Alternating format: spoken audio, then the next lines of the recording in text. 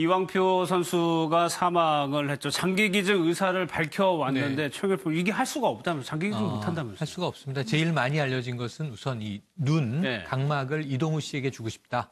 기증자까지 콕 지명을 했고요. 요즘 재즈 보컬로 활동하는 이동우 씨는 과거에 유명 개그맨이었지만 희귀한 이 눈병에 걸려서 시력을 완전히 상실했죠. 그런데 문제는 수술로도 시력 회복은 불가하다라고 지금 나와 있습니다. 그래서 기증의 의지는 따뜻하게 남았지만 실행되기는 어려운 거고요. 그리고 장기도 다 기증하기로 서약을 했어요. 근데 건강할 때 한 거예요. 한 이제 5년 이전에. 그런데 이 암투병, 담낭암 투병을 2013년부터 인지하고 세 차례 수술을 받고요. 한때는 40kg의 체중이 줄었다가 그야말로 레슬링 선수로서의 모습이 완전히 사라졌다가 이 나중에 좀 회복이 됐었거든요. 최근까지. 그런 과정에서 장기가 기증을 할 정도의 상태이냐. 이 부분은 쉽지 않다라고 지금 판정이 내려진 것 같습니다. 장기까지 손상이 됐기 때문에 이식을 해줄 수가 없다. 그렇습니다. 이게 가족들도 안타깝지만 그 사실관계를 바로 잡아야 된다고 얘기를 하고 있는데. 근데 하정우 평론가님, 이왕표 선수가 올해 말에도 경기를 잡아놓고 있었다면서요? 그러니까 이왕표 이제 그 대표죠, 한국 프로레슬링 연맹. 저분이 이제 우리나라 프로레슬링의 일종의 뭐라고 표현해야 되죠? 그 어떤 무로 치면은 계보, 그걸 핵심을 잇는, 그러니까 김일 선수의 직계니까. 그래서 거기에 대해서 상당한 책임감이 있었고, 그러니까 우리나라 프로레슬링 전성기의 커리어를 시작한 분이죠.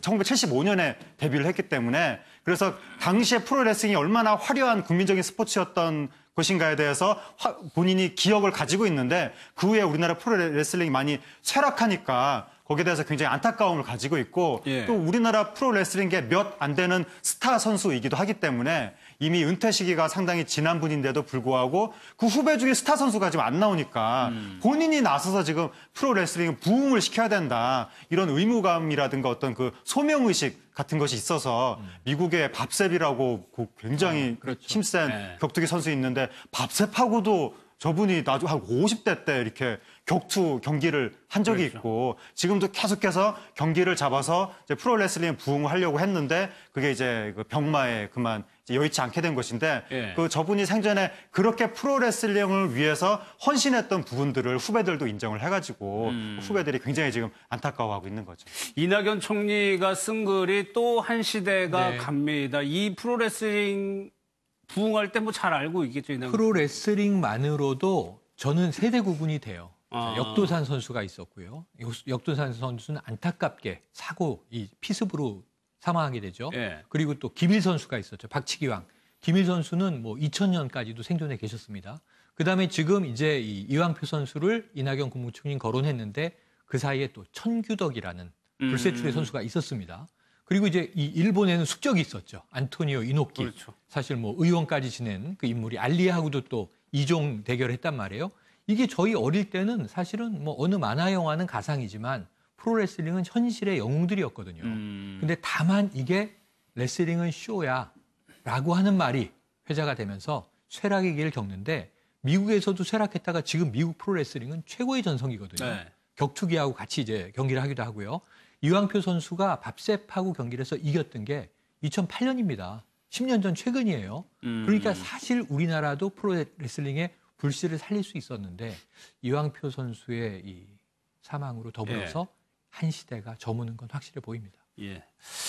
그래가지고 이제 이동우 씨도 좀 주목을 받았었는데 알고 보니까 하재영 이동우 씨가 더 안타까운 게 망막을 기증을 받아도 시력이 되돌아오는 상태가 아니에요. 그러니까 이제 이동우 씨가 망막 색소 변성증으로 시력을 잃었는데 그 이제 생전에 이왕표 대표가 나의 안구를 그 이동우 씨한테 기증을 하고 싶다라고 해서 그 기증을 하려고 했지만 현대 의학 기술이 각막은 이식이 가능하답니다. 근데 안구 자체나 망막은 안 된다는 거죠.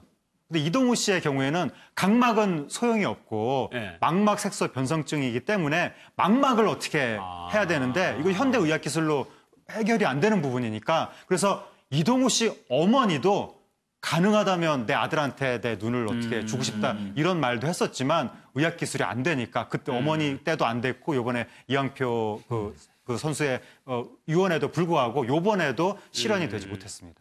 근데 임방울 변호사 이동우 씨 얘기를 들어보면 참 짠한 게 부인도 아프지만 딸 관련해가지고 안 보이니까 딸이 조금 위험해질 수 있는 상황도 있었나 봐요. 그러니까요. 그 이제 아이를 아직 그 이동우 씨는 아이를 아직 한 번도 못 봤다고 해요. 시력을 잃은 이후이기 때문에. 그런데 그 아이 때문에 이제 굉장히 아이를 키우면서 어려운 순간들이 있었다고 합니다. 얘가요.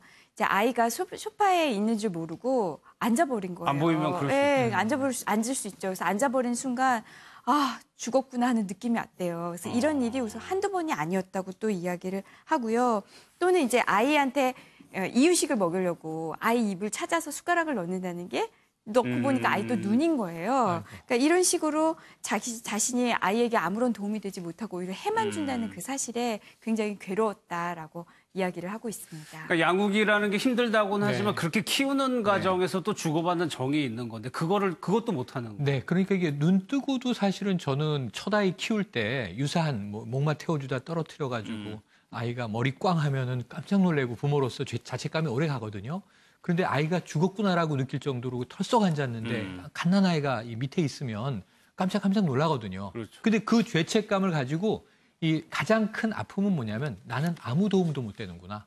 그런데 심지어 내 딸의 얼굴도 볼 수가 없구나. 성장을 해나가도 이 괴로움이 가장 컸던 것 같고 그걸 또 지켜보는 가족은 가족대로 가슴이 이제 아플 수밖에 없는 거죠. 그런데 그나마 최근에 보면요. 이동우 씨가 이런 어떤 그 장애의 고통을 많이 극복을 하고 방송인으로 굉장히 맹활약을 하고 있습니다. 이런 부분에서는 이제는 이제 이 자녀도 커가고 있고 상당히 화목한 가족으로 자리매김을 한 것 같습니다. 다행입니다.